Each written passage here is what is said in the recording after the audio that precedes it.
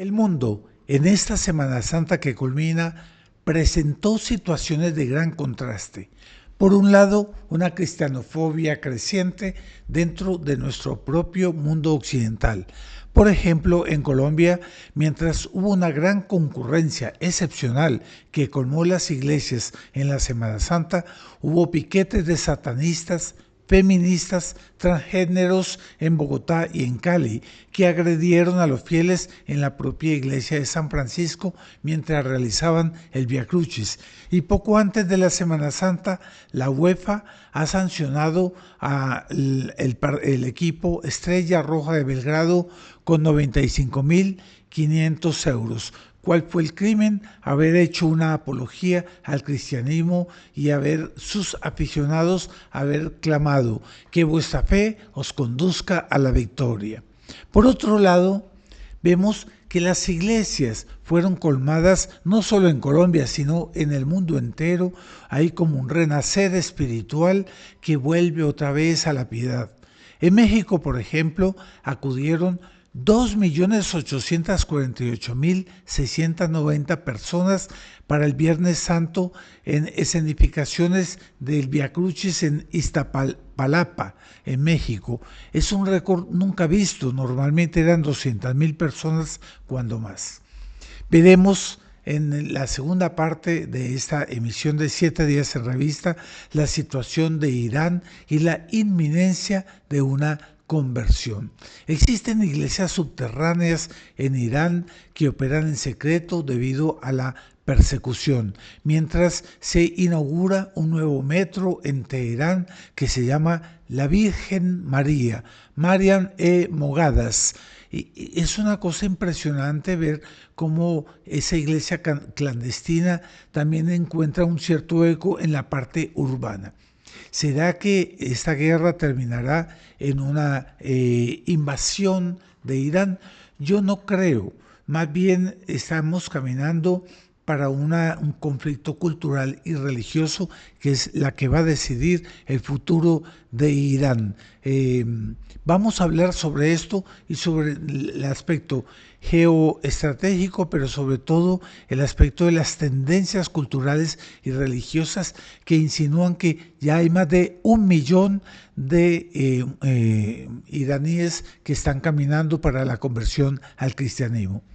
Tercero, vamos a hablar de la mansedumbre de nuestro Señor y la intransigencia contra los enemigos, hablando de un comentario del doctor Plinio sobre la verdadera mansedumbre, porque esto nos esclarecerá sobre el peligro de esos promotores del diálogo que intentan en nombre de una falsa mansedumbre confundirla por capitulación. Vamos a hablar de la verdadera mansedumbre de nuestro Señor Jesucristo.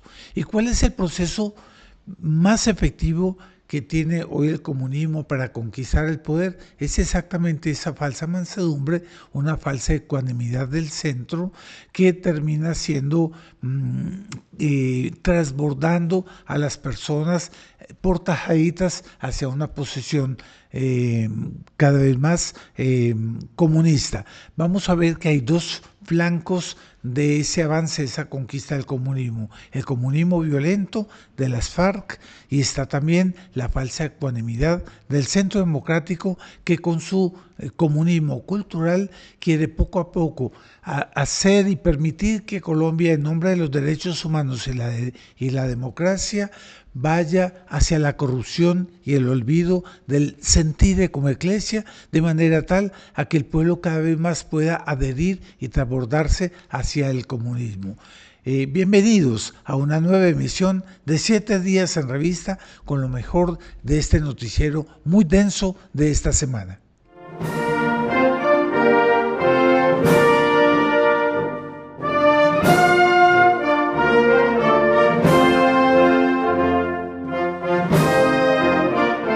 Un saludo cordial a todos los amigos del Centro Cultural Cruzada que están viendo esta nueva emisión de 7 días en revista. Todos nosotros estamos preocupados por el futuro de Colombia. Las próximas elecciones serán decisivas para el rumbo que tomará el país y que lo afectará por lo menos en un siglo. Yo lo invito a usted a que nos acompañe al mismo centro del poder, al Congreso de la República, en cuyo hemiciclo se realizará un homenaje a la imagen oficial de Nuestra Señora de Fátima para Colombia el próximo lunes 13 de abril a las 4 de la tarde, es decir, la próxima semana, 13 de abril de este año a las 4 de la tarde. La ocasión será propicia para levantar una súplica para que sea ella quien conduzca al país en este futuro incierto para puertos seguros de prosperidad, de orden y de verdadera paz, que no es la capitulación al enemigo. Si usted quiere adherir a esta significativa ceremonia de coronación y súplica, puede registrarse ingresando al vínculo que voy a colocar aquí abajo y ya coloco aquí en pantalla. Esté seguro que está participando de los destinos de Colombia bajo el signo de la fe y que podemos confiar en la protección maternal de la Madre de Dios y de la Reina de Colombia. No falte, haga parte de la historia con esta manifestación de fe. Vamos a hablar del primer punto que les prometí, la Semana Santa. ¿Qué pasó en esta Semana Santa del 2026? Se percibe un entrechoque entre un renacer espiritual en el occidente y una cristianofobia. El mundo en esta Semana Santa presentó ese contraste. Por un lado, una cristianofobia creciente dentro de nuestro propio mundo occidental, dentro de nuestra propia población. En Colombia, por ejemplo, hubo una concurrencia excepcional que colmó las iglesias en todo el territorio patrio con una sed y una apetencia por acompañar a Dios nuestro Señor en la pasión, una vez más, que uno muestra que es un volver a la casa paterna que ya se insinúa, no significa, pero que muestra que Colombia es católica y esa identidad no la hemos perdido. Pero en ese mismo marco hubo piquetes de satanistas, feministas, transgéneros que aparecieron agrediendo una procesión del Vía Crucis en la iglesia de San Francisco, pretendiendo ingresar a la iglesia, y realmente hubo un entrechoque porque muchos católicos indignados, saludablemente indignados, comenzaron a protestar contra esa agresión que muestra propiamente que la cristianofobia es tiránica, es agresiva, no acepta las manifestaciones de fe. Me han dicho que también en Cali hubo ese tipo de piquetes satanistas. ¡Qué escándalo! Eso nunca lo habíamos visto en Colombia. Comienza a verse. Aquí hay un contraste que es necesario y que nos llama la atención. Por otro lado, también en Europa, un poco antes de la Semana Santa, en la presentación de un gran equipo de fútbol en Belgrado, la UEFA, que es la Confederación Futbolística de Europa, sancionó al equipo Estrella Roja de Belgrado con más de 95.500 euros por haber colocado en las tribunas un inmenso mosaico considerado una apología al cristianismo durante el partido de una Europa League, calificándolo como un mensaje inapropiado. ¿Cuál fue el crimen de la Estrella Roja de Belgrado? Haber realizado una manifestación pública de fe cristiana, mientras sus aficionados desplegaban una enorme figura de la Santísima Virgen y de Dios nuestro Señor, clamando a voz fuerte, que vuestra fe os conduzca a la victoria. Me parece una cosa bellísima. Ahora, eso fue objeto de la sanción de una UEFA que dice farisaicamente que es neutral y que no permite ninguna manifestación de orden religiosa. Sin embargo, ella prohíbe a los católicos a esas manifestaciones, pero en su falsa ecuanimidad ha permitido una apología pública a Satanás hace unos 6 meses y hasta al propio Mahoma. ¿Por qué estaría viendo un holograma gigante con Satanás pidiendo todo el público, clamando que se lleve sus almas? ¿Y por qué está mal que se muestre a Dios nuestro Señor y a Nuestra Señora? La misma UEFA que ha promovido el Black Lives Matter y la propaganda del arco iris del lobby LGBTIQ en una falsa ecuanimidad y neutralidad, castiga, sanciona una manifestación de fe cristiana. Por otro lado, vemos México, pues acudieron 2.848.690 personas el Viernes Santo en Iztapalapa. Como ustedes ven, no soy bueno en esas lenguas mexicanas, pero fue un récord porque de 2.848.000 antes eran hasta 200.000 personas. Entonces aquí viene el otro lado. También hay una manifestación de fe, un renacer espiritual que se siente no solo en Colombia, sino en México, pero también en el mundo entero, ¿no? Ojo con eso, que es muy importante. 2. Irán, la inminencia de una conversión. Las iglesias subterráneas en Irán mayoritariamente son iglesias caseras, clandestinas, que operan en secreto debido a la persecución, convirtiéndose en uno de los movimientos cristianos de más rápido crecimiento, con estimaciones de 1 millón o más de fieles. Se reúnen en casas privadas para evitar la vigilancia, el arresto o la prisión, porque si un maometano se convierte a la fe católica, puede ser sancionado con la pena de muerte. Entonces hay una naturaleza clandestina que lo lleva a eso. Son redes de creyentes que son personas que se convierten del Islam, que no pueden reunirse abiertamente, ya que esa abandono del Islam podría llevar a la condenación a muerte. Y ellos van creciendo a pesar de la presión. La iglesia subterránea en Irán ha crecido exponencialmente desde 1979, pero últimamente de una manera mucho mayor. Y las reuniones son sencillas, ellos entran a rezar, hay cánticos, estudios de la Biblia, a menudo memorizada debido a la dificultad, porque si ellos los encuentran con una Biblia pueden también ser afectados, y celebran la misa, pero en todo caso con mucha discreción. A diferencia de las iglesias cristianas tradicionales históricas reconocidas en Irán, porque el Irán sí admite a las iglesias armenias, que son católicas orientales, y las asirias. Estas iglesias domésticas no están registradas y son perseguidas porque no son anteriores al Islam en Irán, porque acuérdense que el Islam pues se tomó Irán de una manera agresiva en los siglos pasados. Irán no era islamita.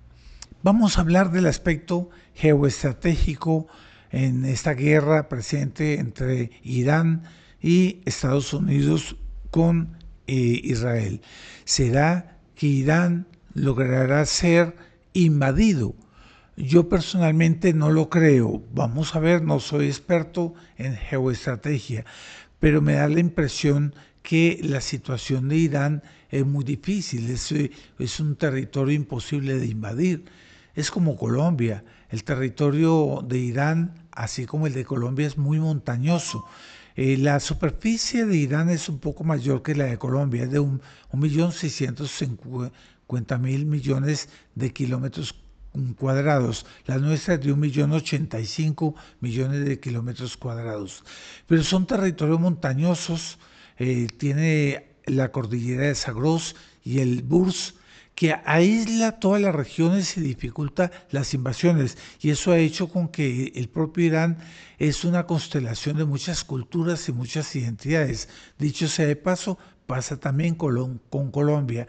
Colombia todavía poco a poco va teniendo una identidad común, pero acá existen muchas culturas e identidades. ¿Qué pasa? Eso hace que Irán pues no vaya a ser tan fácil ser invadido. Lo que podría consolidarse allá es una vietnamización, un empantanamiento de esa guerra que no da en nada.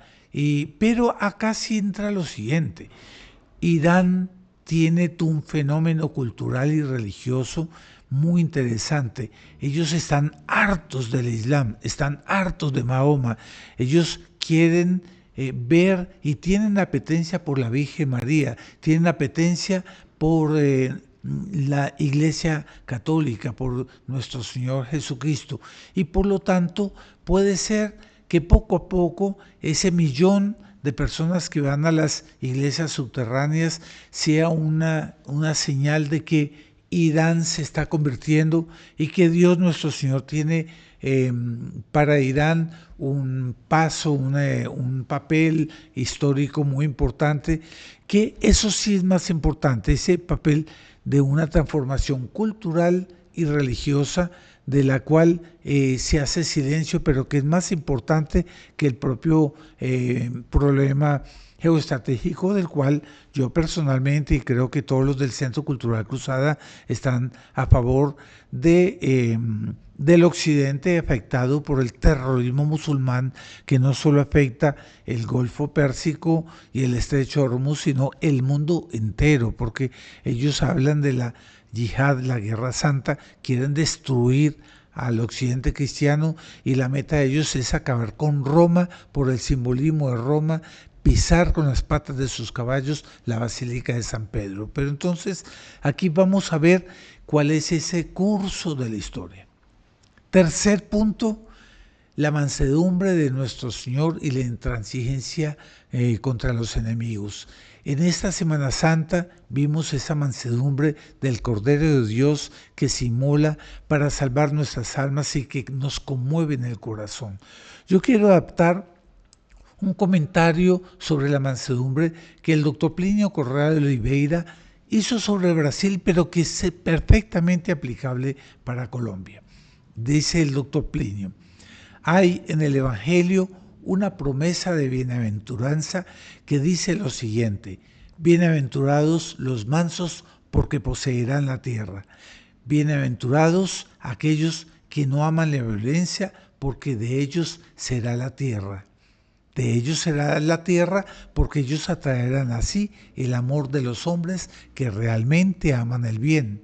De ellos será la tierra porque ellos sabrán oponerse con fuerza invencible a aquellos que quieren yugular por una violencia ilegítima.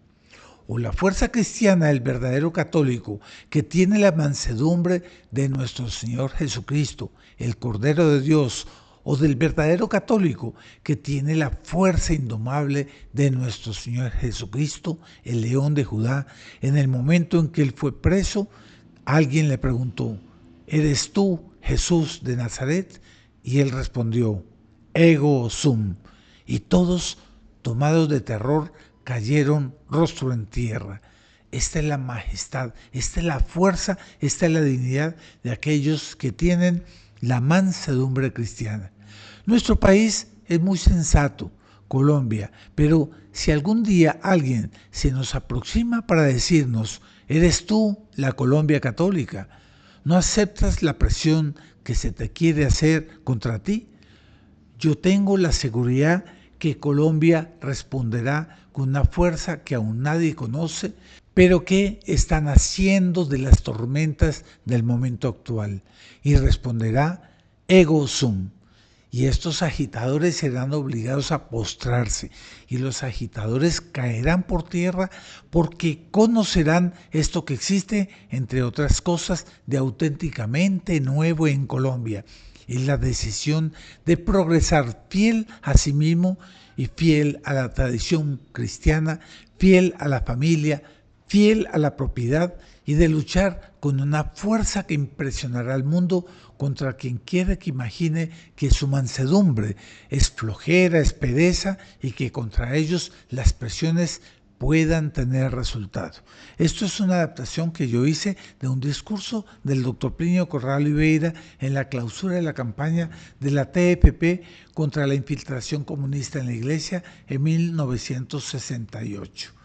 No es manifestarse con toda dignidad, afirmarse sin capitulaciones a la que el enemigo comunista intenta inclinarnos hasta que quedemos presos por él completamente.